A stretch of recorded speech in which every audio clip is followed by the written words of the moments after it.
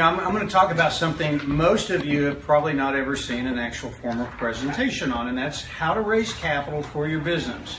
Now, those of you that don't have businesses that need a lot of capital, which, there's quite a few people in this room that have businesses that are not capital intensive, maybe the idea that I'm going to try to put in your mind is how would you go about building a business that did need capital, and then how would you raise the capital? So my story, I'm going to do a super quick sort of overview of my past, my growth.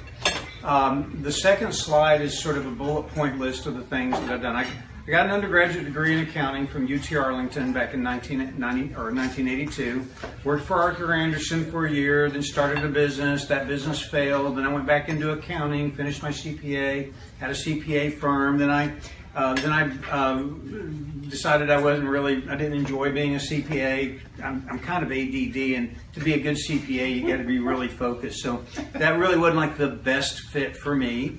So I got hooked up with some doctors, and I helped take a network of optometrists and grow it from 7 doctors with 6 offices to 21, 22 doctors with about 19 offices here in the Metroplex called First Eye Care. And I did that for a couple of years, and then I joined another medical company, went around the United States building networks of optometrists and ophthalmologists, selling limited partnership interests to create these referral networks that were there. And I did that for a couple of years, and then I wrote a book about how to be a successful doctor of optometry, because in the process of going around to all these doctors' offices and building this network of optometrists, I got to know a lot about optometry, and so I wrote a book, Modern Optometry for the 90s, a practice management guide, and I did some consulting for a while, and then decided that doctors were highly overrated in terms of people to work for. They're very egotistical, and basically a doctor will never listen to anything anybody other than another doctor tells them.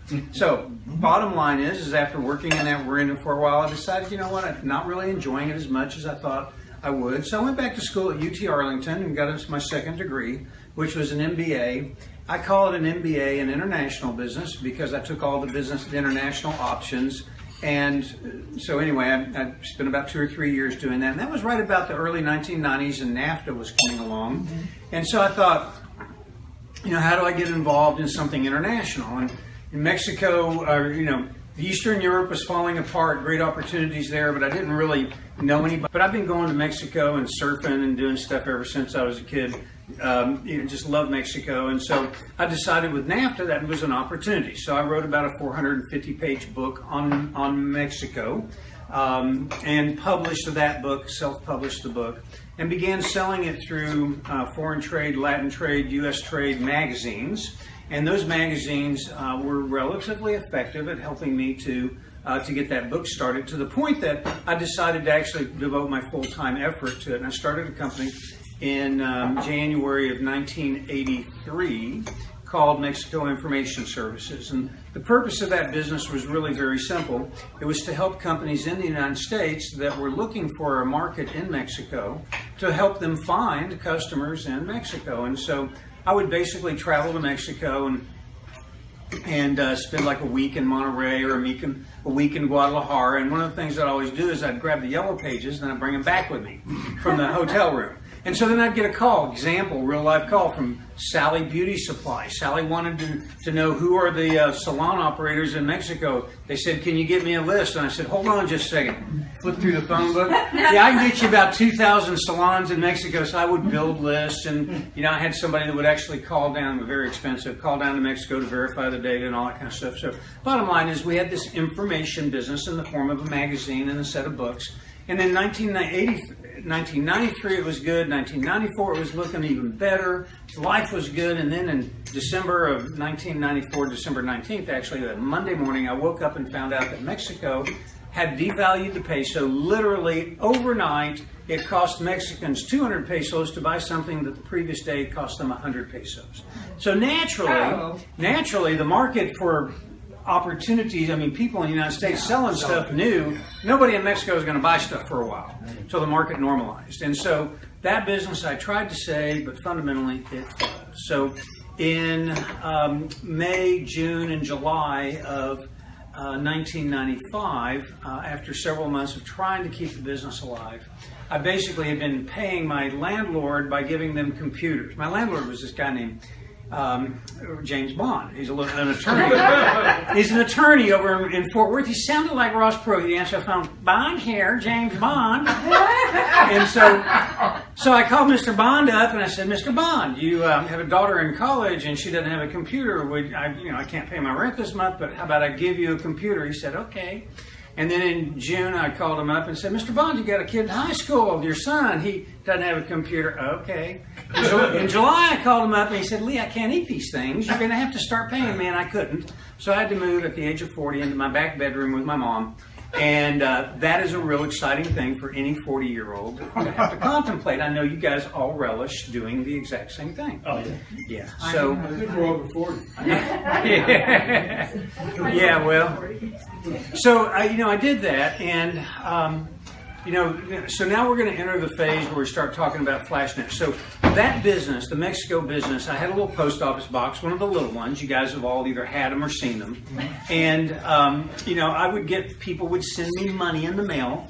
And they would be buying magazine subscriptions or books or databases and stuff from me. And at the high point, there would be, multiple hundreds, sometimes thousands of dollars a day coming in the mail. But by the time we got to June and July of 1995, it would be 1 or 2 envelopes a week with $50 in them.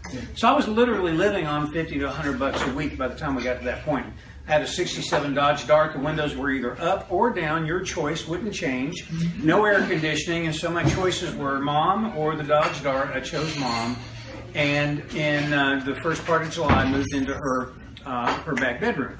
Now, I had about 5 or 6 computers left, so I set some folding tables up, and in this back bedroom, I set up some computers, and I had modems, and, I had heard about the internet. I had no idea what it really was. I mean, I had a little concept, but this was the summer of 1995, and most of us weren't on the internet at that point. Nope. And so, on July 13th, at about 4 in the morning, I had a vision which told me what to do with my life.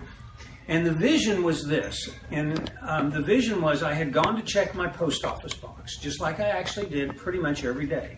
And as I squat down, because it was on the bottom, I opened the post office box and I reached in, and it was so full, crammed full of checks and envelopes, I literally could barely get the corner of one envelope, and I had to lean backwards to pull it out. And as I did, it released this flood of money. It just started pouring into my lap. And I woke up and I heard God tell me the following.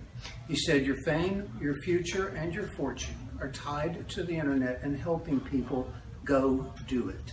I heard a voice just like you heard mine. It was crystal clear. I have no doubt that it was the Lord speaking to me. Well, I kind of said, well, thank you, Lord, but what's the internet? I mean, I had a little bit of an idea, but so at that point in time, the way you got on the internet was you got the Sunday TV Guide supplement, which they don't have anymore, and you flipped through that, and you found somebody that was selling internet, and you called them up, and they would send you a disc, which I did. A company in Dallas sent me a disc. I got on the internet, paid $25 a month or something like that, and I spent the next week about 100 hours glued to the computer, and my whole thing was to figure out what is this thing called the internet, and how do I make money on it. And so the first thing that kind of came to me, and I figured out, was that people are putting stuff on websites. And so I had 12 issues of a magazine, I had a book, and they were all text files in Microsoft Word on my computer. And I thought, well, I can dump down a text file and I can build a website. So it took me about a week. I put a website together, and within the next week, within about 3 weeks, my income had risen from $50 or $100 a week to $300 to $400 a week, because people in Canada and people in Europe were buying my databases and other information that I had. And I thought, well, this is pretty cool, but this isn't the flood of money that I was expecting. So the next thing I said was, well, what else can I do? I thought, well, I can build websites now. So I took an ad, one of those little 1/4-inch ads, about a 1-inch column ad in the classified section of the business magazine. And, I advertised build websites, $500. Somebody called me up They said, build me a website. I only got one person. The ad cost me $500 and I made $500. I have an advanced degree in marketing and CPA and business. And I knew that 500 in and 500 out was not a good deal. I mean, I could figure that one out. So I said, okay, what's next? And so my mom had a real estate license. I actually had one that I had not used. So I got in touch with the Board of Realtors in Fort Worth, and I got a contract, non-exclusive, a contract that allowed me to put the MLS on the internet. So with that contract, I contacted an investor that had lost $40,000 in my Mexico business, but he knew it wasn't my fault. I called him up and said, hey, would you like to be part of this internet thing I'm going to do? And he said, sure. And he sent me a check for $50,000. But he said, Lee, you can't cash that check until you get at least another $50,000. You need $100,000. So they introduced me to a guy that had just sold a software company, and I went and talked to that guy, and he wasn't interested, but his son was. So a lead led to a lead led to a lead. His son was. His son put in 35, helped raise 15. We had our 100, cashed all the checks, and about the middle of August, roughly August 15th, we formed a company called FlashNet. Now, that is a very fast, very rapid sequence of things happen. 1 month from vision to $100,000, having a corporation and being ready. I mean, that is a very rapid. That tells me that it actually was a God thing. It was blessed. So we raised the $100,000. We got a space. We hired a person, and eventually another one, and the next sort of interesting part of the story is it took us 2 months to get our T1 lines hooked up, so we couldn't provide internet service until we had our facility connected to the internet. It took 2 months. November 4th of 1995, we went live about 4 in the morning. Everything happens at 4 in the morning for some reason. We went live about 4 in the morning and could actually bring people onto the internet. Now, our business plan was that real estate agents needed to be on the internet. We were going to put the MLS there, so real estate agents needed to be there. They needed to have dial-up access, and they needed to have ads next to the properties they had listed. And so that was the business plan. And a couple of days before we went live, Scott, my partner, and I were looking at this, we called it the modem room. It was a 10 by 10 room with a couple of plastic racks and a bunch of US Robotics 33.6 modems sitting on there, blinking but not making any noise. And we said, man, that's a lot of modems. What are we going to do? You know, if the realtors don't use what we've got, well, let's find a backup plan. So we went around real quick and talked to a bunch of computer stores in the Tarrant County area, and we got 5 of them signed up, and they agreed to sell dial-up service for us. Fast forward to the end of November. During the month of November, Scott and I had been out there pounding away, doing demonstrations and talking to real estate agents, and we'd signed up 50 real estate agents at about $25 a month. The computer stores had sold 200 accounts to people buying computers. So I'm kind of fast forwarding something here. The computer stores had sold 200 accounts to people buying computers. Now here's the thing. The real estate agents, they needed what we have, but they didn't want it. They were resisting it. The consumers did not need the internet, but they were hearing about it and they wanted it. So we real quickly figured out the difference between selling something people need and selling something people want. That's a major lesson that we can all take advantage of. A lot of us get stuck in businesses where we sell what people need and we know they need it, but what we have to do is we have to convert their understanding of need to a decision to purchase, which nobody does unless they want it. So converting people from need to want is like an uphill battle. It's always tough. If you can just start with something people want, it's way easier to build a company. So that was one of the first big lessons that we learned. Now, when we started the company, there were 1,450 competitors, and we first provided service on November 4th. 3.5 years later, we took the company public, so I'll fast forward to that. There were over 5,500 competitors when we took our company public, and we were the 13th largest in the nation at that time. Wow. So we had grown from the smallest out of 1,450 to one of the largest in a much bigger field, and we did that because we did not get bogged down in the technology. We focused on the business. But that's just sort of an interesting thing. Now, the next slide, I want to just give you an idea of kind of what the return on investment that investors got. So the very first round investors, the people that put money in before we started raising additional capital, which I'm going to have a story about that in a second. Those investors received a 400 times return on their investment. So for that limited small group of people, that the total investment was around $250,000. Most of those people ended up being on our board, and they were locked in. They could not sell at the earliest convenience. But once we took the company public, there were a few investors where a $50,000 investment returned a $20 million return. That's a huge return. The average ROI for first-round investors was in the 100 times return range. So 100x return in 3.5 years is still not too shabby. So that's kind of what that did. Now here's why we were able to raise that money and do a public offering.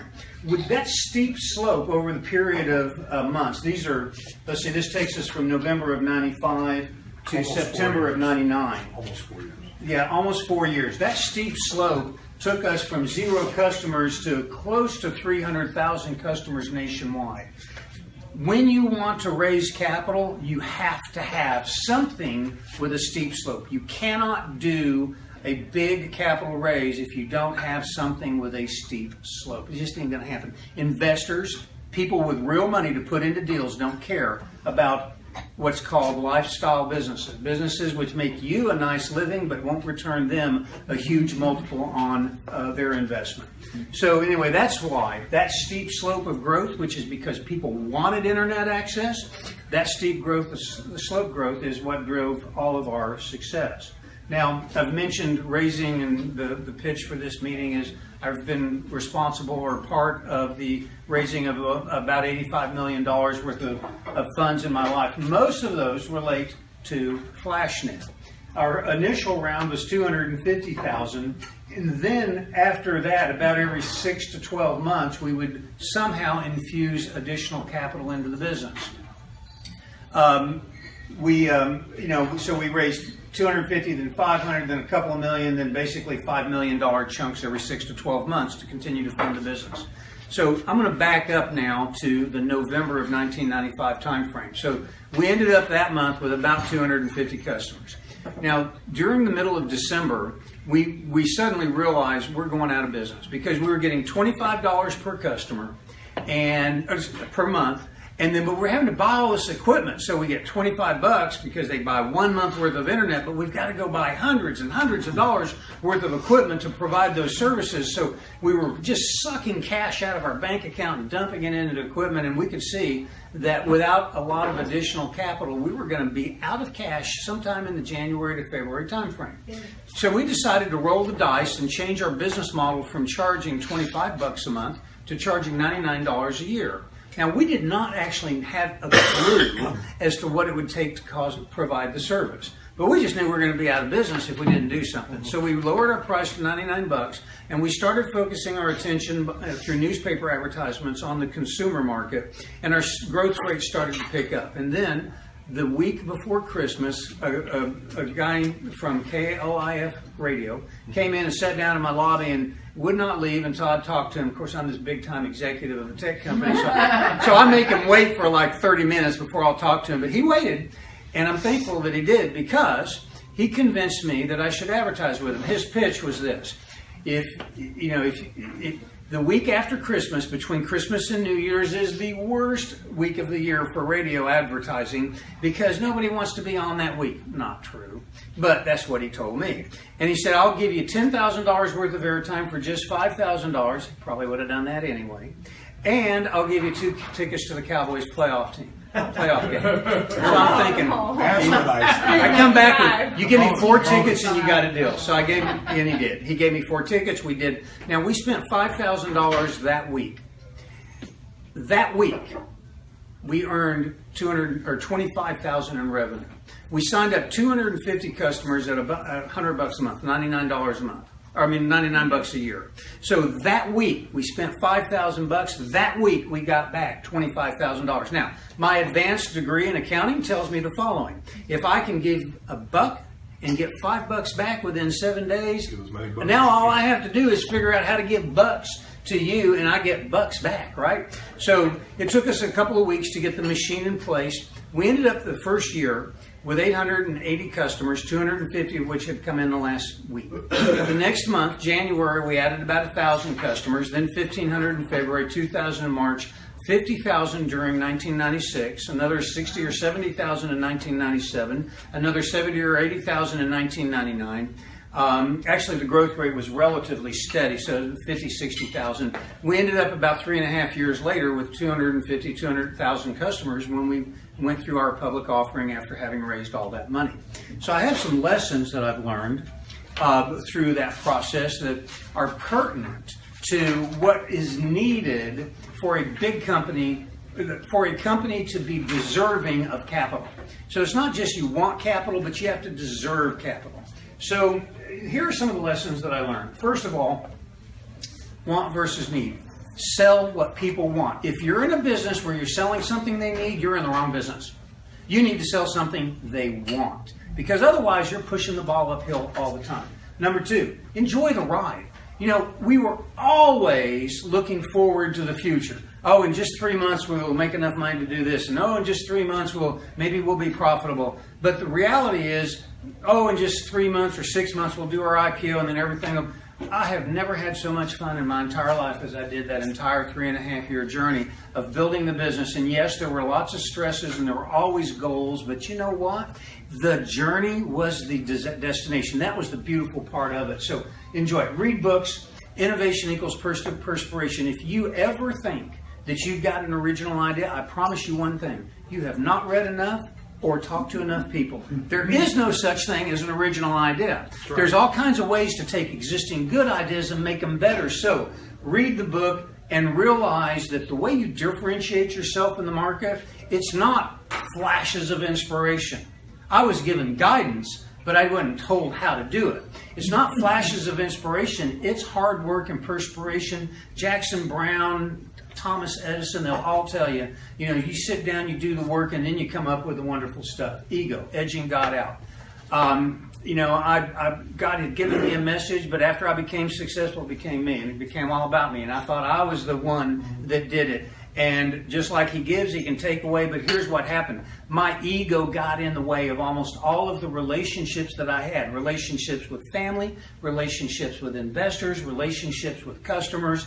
I basically became, in my own mind, my own little God. And that kind of thing, when you have massive success, I went to Las Vegas, and because we spent $11 million on radio ads across the nation, I had somebody... a basketball player that was in town for a convention, a college basketball player, rode down an elevator with me, and I spoke to him, and after a couple of minutes, he said, or a couple of seconds, he goes, "Hey, aren't you that guy on the radio?"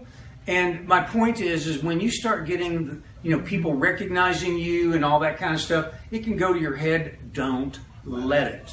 Because ego can kill your business just like it can kill you. Dilute me. Don't get greedy. A lot of times, small business owners, and I see this a lot with students, and I teach entrepreneurship at UT Arlington. This is an incredibly common thing. You get an idea. Great, ideas are a dime a dozen. Literally, they're a dime a dozen. They're not all that big a deal. You get an idea and you think it's wonderful, it's unique. It's what I call the beautiful baby syndrome. Your baby is beautiful. Have you ever seen an ugly baby? We've all seen ugly babies. We've all seen ugly babies. But the reality is, for you, that is a beautiful baby if it's your baby. Same thing with your ideas. Your ideas are always beautiful, but the reality is you're going to have other good ideas. Don't get so committed to the one idea that you think you've got to ride that all the way to the end and it's got to handle your retirement. Flip that deal. So dilute me. Don't get greedy. The golden rule, he who has the gold makes the rules. I got 10 minutes? Thank you. Okay. What you don't know is going to kill you. Murphy. Always be prepared for unexpected contingencies because they're going to happen. You need more money than you think. Number 7, there is only one exit strategy. You hear all these things about exit strategies. I'm going to tell you there's one and only one exit strategy. A strong positive cash flow and a predictable revenue stream. If you don't have a strong positive cash flow and a predictable revenue stream, you got nothing. You got a retirement for yourself until you drop. And then number 8, full-time job. Raising money is a full-time job. You cannot do it as a part-time job. You can't raise just a little bit and go start your business and then hope that you've got enough and then maybe later go back and get some more. You got to get all you need right up front, because if you don't, you're not going to have the time to go also raise it. Plus you have the double whammy of, well, you didn't ask for enough the first time. Why should I think you know what you need now? So you don't want to have to confront that issue, which I guarantee you your investors will come back at you with. Okay, so when you're raising capital, there's some laws and rules that you need to be aware of. And the first one I'm going to say is Rule 504, the most common private placement memorandum rule that you need to know. And here's the bottom line. You can raise up to $1 million per year from an unlimited number of accredited investors. Complying with state exemptions is easy, and the securities don't have to be restricted. That means they can sell the securities anywhere, anytime. There's nobody who want to buy them, but they have the ability to do trade. So number one and number two, $1 million is fine, unlimited number of accredited investors. An accredited investor is any investor that, according to the defined term in the SEC, earns at least $200,000 a year as an individual, $300,000 if they're married, 2 years in a row have to hit that, or has a personal net worth excluding the residence of $1 million. You are not responsible for validating or verifying that they are accredited, but you do need to get them to sign a document. So every investor that's doing one of these deals needs to sign a document that says, I am an accredited investor. Even, you don't care if they are or not. You just need to get them to sign the document before you take their money. So these are important points for you to know. Now, Rule 505 basically bumps the number to 5 million, 35 accredited, unlimited number of accredited, 35 non-accredited. These are friends and family. Here's the problem with Rule 505. Even though it's more money and you can bring in non-accredited, you have to have audited financial statements. Audited financial statements used to be easy to get, $5,000, $10,000. Now, because of Sarbanes-Oxley and a bunch of other stuff, you're not going to be able to get audited financials without spending probably $10,000, $15,000, $20,000 or more on the light end. So this is a little bit problematic, but there is a way around it. Don't do any business before you've raised your money. Because if you don't have anything to audit, there is no audit cost. So by simply not raising all of your capital in advance, you don't have an audit fee requirement. So raise your capital before you start the business. Rule 506, there's crowdfunding stuff out there. You guys have all seen things like EquityNet.com and crowdfunder.com. Equity, different kind. Crowdfunding is for equity. The main thing that you need to know about that is EquityNet has over 3,000 accredited investors in their database. And for just $900, one-time lifetime fee, you can actually get in there and see who they are. Some of them are interested in real estate, some technology, some telecom, some pharmaceuticals, all this other stuff. You can go in there and you can access them. You can send them messages, come look at my deal, and they'll be glad to do it. So crowdfunding is a great way to be able to find people in today's market. In fact, 2017, 2018, that's one of the ways. If you're trying to raise capital, spend the $900, get access to those 3,000 accredited investors. You cannot find accredited investors any cheaper than that. That's like thousands of them. How do you go find them any other way? You said there were two, or is it just the one? Well, there's crowdfunder.com and equitynet.com. There's actually quite a few others. Those are the two I'm most personally familiar with. Okay, then there's this new thing. Now, the crowdfunding thing became possible 2.5 years ago, but as of this year, January 1st of this year, a totally new thing called Regulation A+. Regulation A is the regulation area in the Securities Exchange Commission rules that allow you to go public. That's Regulation A, Reg A filing. That's a public offering. Reg A Plus is basically it's called a mini IPO. So to do an IPO, you need somewhere between $500,000 and $1 million in cash, because that's what it's going to take in the way of attorney's fees and accountant's fees and publishing fees and all the things. To do an IPO mini, a Reg A Plus Tier 1, is only going to cost you $35,000 to $50,000. You can raise up to $20 million. This is some stuff that's really, really, really cool. Up to $20 million, of which $6 million can be, or 30%, can be funds that come from stock being sold by the original founders. Okay, so this gives original founders the ability to get some liquidity. General solicitation. Unlike selling an IPO stock, you can actually advertise on KRLD radio or whatever you want to for a Reg A+. You can test the waters. Sign up on my website. We'll let you know when we're ready to collect your money. That's Test the Waters. State blue sky laws are easy. You don't have to have audited financials. And not only bottom line, you don't have to deal with accredited investors. You can deal with anybody at all can give you money in a Reg A Tier 1, and they can trade the securities after the sales. There's no disclosures. People, that's a big deal. That's a really big deal. I got 5 minutes? Okay. So here's actually an incredibly cool way to leverage the Reg 504 and the Reg A Plus in a sequential fashion. Raise capital to prepare for a Reg A Plus, use the funds to accelerate growth, then 6 to 12 months later, make a Reg A Tier 1 offering. So, if you have a business that has the right attributes to be of interest to investors, and it's got to have the right attributes, we're going to cover those in just a moment, but if you have a business that has the right attributes to be of interest to investors, a great path is to do a Reg 504 offering, Rule 504, Regulation D 504 offering, and say raise up to $1 million, whatever you need, but up to $1 million. Use that money to accelerate and prepare, and then 6 to 12 months later, having accelerated and prepared, do a Reg A Plus where you can go back to the markets. Now you can go to the public market and you can do a mini IPO and raise 5, 10, 20 mil, up to $20 million. Let me finish through this and then I'll deal with questions because I don't want. So anyway, that would be a great scenario. So here's what a company would have to do that kind of scenario. First of all, to be successful at that strategy, a company would need, first, a large addressable market. A large addressable market basically means the market opportunity that company could tap into needs to be measured in at least, minimum, hundreds of millions of dollars of market value, potentially billions, preferably billions. Number two, an exit strategy that makes sense. You have to have, aside from the positive cash flow, a clear idea in your mind that you can articulate of who might be a buyer for your company. A scalable product. You have to have something that basically once you've got the process, the system set up, all you do is pour money and it ramps up. So you have to have an incredibly scalable process. You have to have a product or a service that is actually wanted, not just needed, but already wanted. You need to have, if possible, minimal competition, and in the ideal world, it would have a contractually or habituated recurring revenue stream. In other words, once people start using your product, they're paying on a monthly basis because those companies have the highest predictable value because you can predict, the buyer can predict what the future revenue is, and then they can do a discounted net present value calculation and get back to a reliable number that everybody can agree on. That's the value. So, here's an actual pitch. Actual real-life pitch. I have a company like that, and I'm ready to do this offering. So I thought as part of my demonstration, I would both prepare myself as well as give you a live pitch. So all of this has been up to and leading to the pitch, and the pitch is this.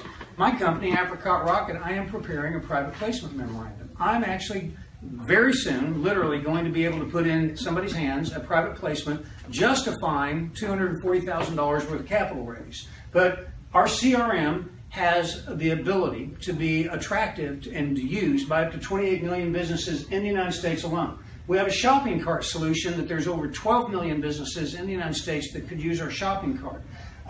We have a drop ship solution, so if you want to be, and I'm not talking about you particular, but the general you, if you want to be in the online retailing business but you don't know what to sell, we can solve that problem for you with products that can be drop shipped by somebody else and let you sell stuff to your audience and make money and solve the supply chain side of it. That's the affiliate shelves. It's integrated small data, which means that we can actually capture information. This is kind of unique. We can capture information about what your best customers are. We all know you have good customers and bad customers. The bad ones, they come in the door, you run for the stock room. The good ones, hey, I love you, you're going to buy some great stuff, right? Well, what do the good customers look like? Tall, short, educated, what kind of car do they drive, where their kids go to school, all that stuff we can tell you. Marketing automation, so in summary, we have a scalable solution, a large addressable market, a clear exit strategy, and a recurring revenue stream. If you or somebody you know is interested, you can see me afterwards, and I'll be glad to provide, collect your information. I'm kind of testing the market now and get the information to you. What I'm offering is $6,000 units. There's 40 of them, so that's going to be $240,000. They're 1% of equity per unit. If 40 units are sold, that'll be 40% of the equity. The market cap on the company is $600,000. And I expect your ROI in about 12 months when we do a Reg A Plus through the basically the stock that can be sold from the existing founders at that time to do somewhere about a 5x return on your investment in 6 to 12 months when we do a Reg A Plus. So that's my pitch.